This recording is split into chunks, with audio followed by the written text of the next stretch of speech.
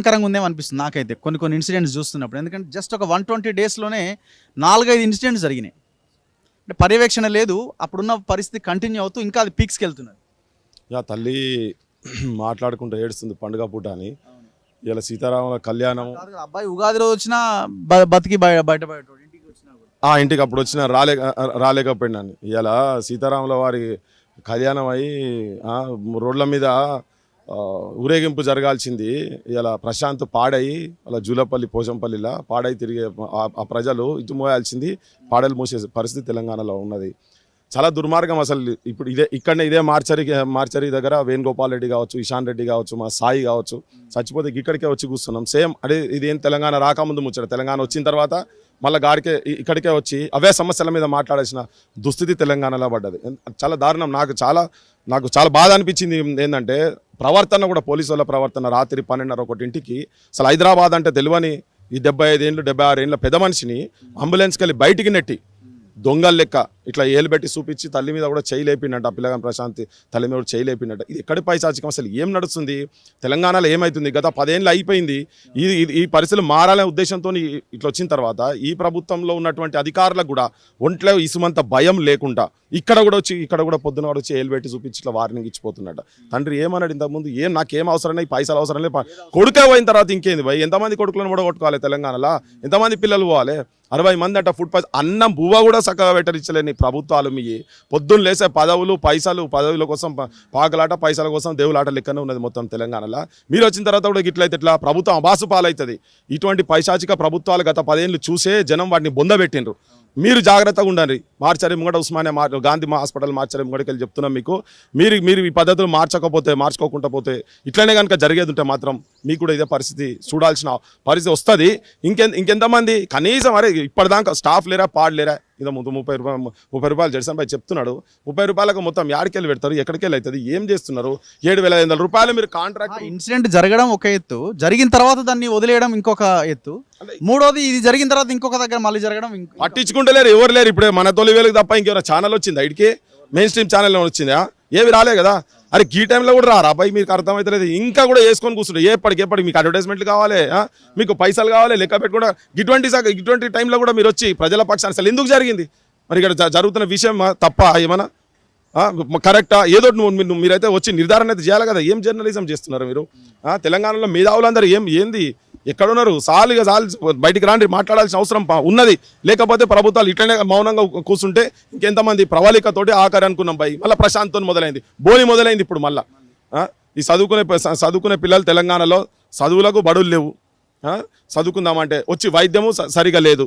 At least ఇట్వనైతే miracle hospital 150,000 రూపాయలు కట్టిరట. At least incident అయిన తర్వాత ఒక రోజు వరకు కూడా వాళ్ళకి అసలు పిల్లలు అన్ననే ఉంటారు, వాళ్ళని పట్టించుకున్న పాప అసలు మెకానిజమే లేదు. కంప్లీట్గా వ్యవస్థ మొత్తం గత 10 సంవత్సరాల్లో మొత్తం నాశనం పట్టించారు. మీరు వచ్చిన తర్వాత ఇప్పటికి ఏంది 100 రోజులు దాటిపోయింది. అంటే ఇప్పుడు ఇట్లా ఇష్యూ ఉందంటే అధికారులు ఎందుకు వస్తారంటే ఎలక్షన్లు ఉన్నాయి అంటున్నారు. ఎవరికి కావాలి ఎలక్షన్? ఎవడు పోయి ఓటేయాలి ఎలక్షన్లలో? అరే జనాలే పోయి ఓట్లేయాలి కదా. తెలంగాణ పరువు పోతుందబ్బా. 12 సంవత్సరాల పిల్లగాడు, 6వ తరగతి పిల్లగాడు బువ్వ కూడా కరెక్ట్ పెట్టలేక బజార్ పాలు చేసిరు తెలంగాణ పరువును. ఇంతగానే నీ ఎలక్షన్ పాడుగానే ఎలక్షన్ కున్న వారైతే వచ్చడం మంది అయితేనే ఉంటారు, పోతూనే ఉంటారు. ఏమైతుంది? ఒక ఆర్డీఓ వచ్చిండు కదా, కన్సర్న్ ఆర్డీఓ రావచ్చు కదా. ఈయనకైతే టైం ఉంది కదా. ఇప్పుడు కన్సర్న్ ఆర్డీఓ రావచ్చు అంటే మంత్రులేరే బా. కలెక్టర్ రెడ్డి కూర్చోవాలి. నీ దగ్గర ఇట్లా జరుగుతున్నది, ఎమ్మెల్యే వచ్చినట్టు పోయిండు, మంత్రులు ఏం చేస్తున్నారు మరి? వచ్చి కూర్చోవాలి నీ ఎలక్షన్ రేపు పొద్దుగాలంటే. ప్రజలు కూడా ఇటువంటి ఇన్సిడెంట్ జరిగినప్పుడు ప్రజలు స్పందించి ఓట్ల రూపంగా కనుక చూపించగలిగినాడు, ఆ చైతన్యం వచ్చినాడు, వాళ్ళు కూడా భయపడతారు. లేకపోతే ఏ పాలిటీషియన్ లేడు కదా, ఒక పాలిటీషియన్ రావాలి కదా ఇక్కడ, వాళ్ళ దగ్గర కూర్చోవాలి కదా. ఇట్లా చేస్తారు కాబట్టి పోలీసుల్లో కూడా వాళ్ళు కూడా ఏంటంటే విచక్షణ రహితంగా అట్లీస్ట్ కొంతమంది మంచి ఆఫీసర్లు ఉండొచ్చు, అది పక్కకు పెడదాం. కానీ నువ్వు రాత్రి జరిగినటువంటి ఇన్సిడెంట్స్ పాలిటీషియన్స్ కనుక కరెక్ట్ ఉండేది ఉంటే ప్రజలు కూడా రేపు పొద్దుగా మీ ఊరికి వచ్చినప్పుడు అడగండి, గల్లావాటి అడగండి. ఎవడన్నా ఓట్ల కాడికి వచ్చినప్పుడు గల్లావాటి అడగండి, ఏమరా ఎవడొచ్చింది మా దగ్గరికి అని చెప్పండి. నేను రెచ్చగొడుతున్నా అనుకోకండి. ఇటువంటివి జరుగుతూనే ప్రజల నుంచి ఇటువంటివి జరుగుతూనే బా వాళ్ళు నోరు మూసుకొని కూర్చొని పైసలు కావాలి, మీకు పైసలే ఇంత షిఫ్ట్ ఇంత పోస్తే అది వేసుకొని పండుకోవాలి. గిట్లనే ఉంటాం మనం, అచైతన్యంగా ఉంటాం, గిట్లనే ఉంటాం. ప్రజలు తిరగబడాలి, మాట్లాడాలి. ఊర్లలోకి వచ్చినప్పుడు మాట్లాడాలి, అడగండి. ఎవడెవడు అన్ని పార్టీ రాజకీయ పార్టీలు అడగండి. అరే ఏడున్నారా భోజడికి ఎక్కడ పండుకున్నారు మీరు అని చెప్పని ఆవేదనతో మాట్లాడుతున్నాం. ఇంకెనక ఇంత 25 ఏళ్ళకెళ్ళి తిరుగుతున్నాం ఇక్కడ ఈ మార్చరీల చుట్టూ. అడగానే చైతన్యం లేదు, పాడు లేదు జనం లోపల కూడా. మాట్లాడండి. గాంజాయి విచ్చల విడిగా ఊర్ల పంట గాంజాయి తిరుగుతుంది. అన్నం పెట్టలేని ప్రాంతాలలో, ఎక్కడో అడవి ప్రాంతాల్లో పోతాడో గాంజాయి. తండ్రులను చంపుతున్నారు గాంజాయిలు అలవాటు చేసుకొని. నేను మొన్న మందమారి పోతే మందమారిలో ఒక పిల్లగాడు తండ్రిని చంపిండట, ఇక్కడ ఒక పిల్లగాడు తండ్రిని చంపిండు గాంజాయికి అలవాటు పడి. బెల్ట్ షాపులు బంద్ చేస్తామన్నారు, బెల్ట్ షాపులు బంద్ చేస్తలేరు. ఇవన్నీ ఇప్పుడు దీని చుట్టే తిరుగుతున్నాయి ఎంత మొత్తం. చదువుకొని అట్లీస్ట్ కైకూలు చేస్తారు తల్లిదండ్రులు, డ్రైవర్ అట తల్లి కైకూలు చేసుకుంటే కూలి పని చేసుకునే పిల్లలకు ఇది ఆ పరిస్థితి. ఎవడు లేడా, ఎవడు మాట్లాడేవాళ్ళు ఎవడొద్దా? స్పందించండి. మీ ఊరికి ఎవరు రాని కూడా బోర్డు పెట్టండి. ఇలా మీరు పోయినప్పుడు ఊళ్ళో బోర్డు పెట్టండి. అరే ఎవడన్నా రాజకీయ నాయకుడు ఎవడు వాడికి ఊళ్ళోకి అడుగు పెట్టకుండా భయ్ అని చెప్పండి. మాట్లాడాలి భయ్, లేకపోతే ఇట్లా ఉప సర్పంచ్ వచ్చిండు, ఎక్కడ పోయిన ఉప సర్పంచ్ నువ్వే పార్టీ నాకు తెలియదు, అడుగురి మీరు అందరూ అడుగురి. అరే ఎక్కడో దగ్గర మొదలు పెడదాం భయ్, ఇదేంది ఇది ఎక్కడ కథ? జనం ఇట్లా చచ్చిపోవాలనా? బువ్వ కూడా పెట్టలేని స్థితి దుస్థితులు ఉన్నదా ప్రభుత్వం? పైసలు లేవా? వాళ్ళు తింటలేరా? వాళ్ళ ఇళ్ళకు బువ్వ తింటలేరా? మంత్రులు మొన్నటిదాకా ఖర్జూర పండ్లు అంగూర పండ్లు పట్టుకొని మొత్తం పండుగల పూట మొత్తం తిరిగి రాలేదా మొన్నటిదాకా? అరే ఈ పిల్లలకు పెట్టరా బువ్వ, ఇంత బువ్వ పెట్టరా పిల్లలకు, మంచి బువ్వ పెట్టరా? ఈ పర్యవేక్షణ ఇదేంటంటే ప్రజల్లో కూడా చైతన్యం వచ్చినప్పుడే జరుగుతుంది, లేకపోతే జరగదు ఇవన్నీ. అది జరగాల్సిన అవసరం లేదు. అరే గింత చిన్న ఇప్పటికే మీరు బాధలు ఇట్నే చేసిర్రు అంటే ఇంకా మీరు బాధలకు వెళ్ళిపోతారు, లాఠీ చార్జ్ చేయవలసి వస్తుంది మొత్తం బెదిరిస్తుండు సార్ ఆడికి వచ్చి మమ్మల్ని. ఇంకో కానిస్టేబుల్ రాదరా ఆడికి కానిస్టేబుల్ ఆడికి వచ్చిండు, వచ్చి మీరు బాధలు నేను ఓపిక పడుతున్నా ఇట్నే చేసిర్రు ఇట్నే మాకు న్యాయం ఇదేనా సార్ మీరు చేసేది? మీరు గిట్ట కరెక్ట్ చేయకపోతే మాకు ఓన్ న్యాయం చేస్తారు సార్ అంటే మేము అర్థం చేసుకున్నా. ఇప్పటిదాకా చూస్తున్నాం, ఇంకా మీరు ఇట్నే చేసిర్రు అంటే మేము వేరే రకంగా చేయవలసి వస్తుంది, ఇంకా బాధలకు వెళ్ళిపోతారు మీరు అనగానే మేము అన్నాం కొడతారా కొట్టండి సార్, అరెస్ట్ చేస్తారా చేయండి సార్ మేము అన్నాక అట్లా కాదని మళ్ళీ పక్క జరుగుతుంది. ఇక అమ్మ మాట్లాడుకుంటూ అంటుందాడ కలెక్టర్ల పిల్లలు అయితే పోలీసు వాళ్ళ పిల్లలు అయితే గట్లే ఉంటుందా? మమ్మల్ని గట్లే బాజాట్లా పడేస్తారా అంటున్నది, మాట్లాడుకుంటూ అంటున్నది, అక్కడ అనుకుంటూ అంటున్నది. అది ఆ గట్ల క్వశ్చన్ చేయండి, ఊర్లలోకి వచ్చినప్పుడు క్వశ్చన్ చేయండి. అయ్యా మీ ఎమ్మెల్యేలు మంత్రులు వచ్చినప్పుడు మీరు ప్రజల పక్షాన్ని అడగండి, మీ ఇళ్ళ పిల్లలు అయితే గిట్లనే ఉంటుందా? మీ ఇళ్ళలో గట్లే పెడుతుండ్రా? పొద్దుగా లేవగానే డ్రై ఫ్రూట్స్ పెడుతురు కదా, బుక్కడి బువ్వ పెట్టాల్సిన బాధ్యత ప్రభుత్వాల మీద లేదా? మనం ట్యాక్సులు కడతలేమా? అడగండి, ఆ చైతన్యం తీసుకొచ్చుకోండి. తాగి పండుడు కాదు జనం. మాట్లాడదాం. ఎక్కడి నుంచి వచ్చారు మీరంతా? జిబ్లక్పల్లి సార్. జిబ్లక్పల్లి. ఎట్లుండేటోడు ఈ అబ్బాయి? చాలా మంచోడు, మా ఊర్లో బాగా యాక్టివ్గా చదువుకున్న ఒక కుర్రోడు.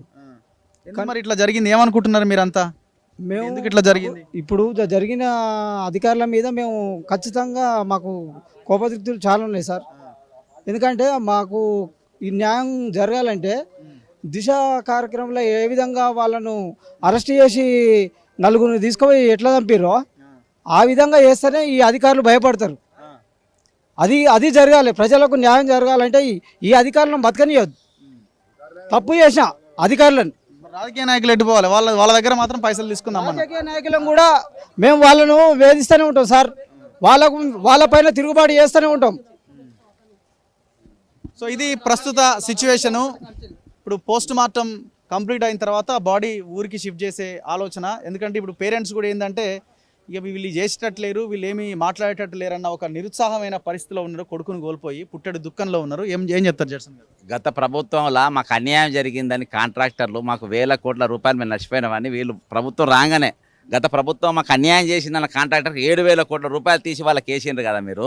గత ప్రభుత్వంకి వెళ్ళి అన్యాయం అయిపోయిన 10 ఏళ్ళు దగాబడ్డ ఈ విద్యార్థులు బిడ్డలు దళిత బిడ్డలు ఈరోజు హాస్టల్ నుండి ఇబ్బంది పడుతుండ్రు. ఇంతమంది ఆల్రెడీ ఇంతకుముందు చచ్చిపోయినరు, ఇప్పుడు కూడా చచ్చిపోతున్నారని చెప్పి వీళ్ళ మీద మీకు శ్రద్ధ ఎందుకు లేదు? కాంట్రాక్టర్ల మీద ఉన్న శ్రద్ధ పేద బిడ్డల మీద ఎందుకు లేరు? దళిత బిడ్డల మీద ఎందుకు లేరు? కాబట్టి ప్రభుత్వం మీరు స్పందించాలి. వెంటనే ఇటువంటి ఇష్యూ జరగకుండా మీరు చూసుకోవాల్సిన అవసరం ఉన్నది. బడాబాబుల కోసం కాదు అధికారం మారింది, కాంట్రాక్టర్ల కోసం కాదు అధికారం మారింది. పేదల బతుకు మారాలని చెప్పి, విద్యార్థుల బతుకులు మారాలని చెప్పి, వైద్యం అన్ని కూడా అందుబాటులో రావాలనే ఉద్దేశంతో మేము ప్రభుత్వం మార్చుకుంటే ఇంకా మన సంపనీకి అని చెప్పేసి వాడు A1 మేము A2 లెక్క మేము ప్రభుత్వం కొనసాగిస్తే మాత్రం అది కరెక్ట్ కాదు. కనీసం ఇవాళైనా ఇప్పటికైనా తండ్రి చెప్పుకుంటున్నట్టుగా నా కొడుకు అయినట్టు నెక్స్ట్ వేరేలో జరగద్దని అంటున్నారు. ఇక ముందైనా మీరు కళ్ళు తెరవాలని చెప్పి ప్రభుత్వానికి కోరుతున్నాం. సో ఇది ప్రజెంట్ సిచ్యువేషన్. వీళ్ళ ఫాదర్ ఏరి. సో వాళ్ళు డిస్కషన్ జరుపుతున్నారు, మాట్లాడుతూ ఉన్నారు. అంబులెన్స్ కూడా రెడీగా ఉన్నట్టుంది, లోపల పోస్ట్ మార్టం నడుస్తూ ఉన్నది. సో ఇక్కడ పాయింట్ ఏంటంటే రేవంత్ రెడ్డి ఇమీడియట్గా రెస్పాండ్ అవ్వాలి. ఇంతవరకు మీ నోటి నుంచి ఈ వరుస ఘటనల మీద ఒక్క మాట మాట్లాడలే, కనీసం సీఎంఓ ఒక ప్రకటన కూడా జారీ చేయలే. మేము సానుభూతి వ్యక్తం చేస్తున్నాం, ఖండిస్తున్నాం, భవిష్యత్తులో చేయబోతున్నామని. గత బడ్జెట్లో ప్రవేశపెట్టిన ఆ బడ్జెట్ కేటాయింపులు చూస్తే ఎడ్యుకేషన్కి రాబోయే సంవత్సర కాలంలో ఇంతకు మించిన పరిస్థితి ఉండదు, మంచి జరగదు, మళ్ళీ ఇట్లాంటి ఎన్నో చావులు జరుగుతాయని అర్థమవుతున్నది. వీళ్ళు చాలా క్లియర్గా చెప్తున్నారు ఏంటంటే ఆ సోషల్ వెల్ఫేర్ హాస్టల్ల నుంచి మీ పిల్లల్ని తీసుకెళ్ళిపోండి, శ్రీ చైతన్య నారాయణ ఇట్లాంటి స్కూళ్ళలో చేర్పించుకోండి అని చెప్తున్నారు. ఒకవేళ మీరు చేర్పించుకోలేకపోతే చదువు మానిపియండి అని చెప్తున్నారు. అందుకే పరిపాలించేటోడు మేము ముందు చెప్పినాం కేసీఆర్ హయాంలో వాడు మనిషి అయి ఉండాలి పరిపాలించేటోడు అని. మీరు మనుషులమే మేము మొన్ననే వచ్చినాం అని మీరు అంటున్నారు కదా, మరి మీరు కూడా మనుషులే అయితే ఆ దిశగా ప్రయత్నం చేయండి. మీ ఇంట్లో ఉన్న పిల్లలు, మీ ఇంట్లో ఉన్న మనవాళ్ళు ఏం తింటున్నారో ఒక్కసారి వాళ్ళ ప్లేట్ వైపు చూడండి. మధ్యాహ్నం మీరు ప్లేట్లో భోజనం పెడతారు కదా మీ పిల్లలకి, మంత్రుల పిల్లలు, మనవాళ్ళు, ముఖ్యమంత్రి బిడ్డలు, పిల్లలు, మనవాళ్ళు, వాళ్ళ ప్లేట్ చూడండి ఒక్కసారి. నా బిడ్డ ఎంత గొప్ప ఆహారం భోజనం చేస్తున్నది, ఇది అందరూ తింటున్నారా లేదా అని ఒక్కసారి ఆలోచించుకోండి. ఒకసారి ఎన్ని వందల వేల కోట్ల రూపాయలు అయితే అన్ని సోషల్ వెల్ఫేర్ హాస్టల్స్లో, గురుకులాల్లో ఒక నాణ్యమైన భోజనం పెడితే వేల కోట్లు ఖర్చు అయిద్దా? అంటే ఇది కూడా మనం చేయలేకపోతున్నాం అని అంటే కారణం ఎవరంటే ప్రజలే. ఇక్కడ కూడా ఓటుకి నోటు తీసుకోవడము, మద్యం తాగడము, రకరకాల అలవాట్లకు మనం ఇదైపోవడంతో మనకి ఈ పరిస్థితి ఎదురవుతున్నది. సో దయచేసి ఆలోచించండి. కెమెరామెన్ పాషాతో రఘు, మన తొలి వెలుగు.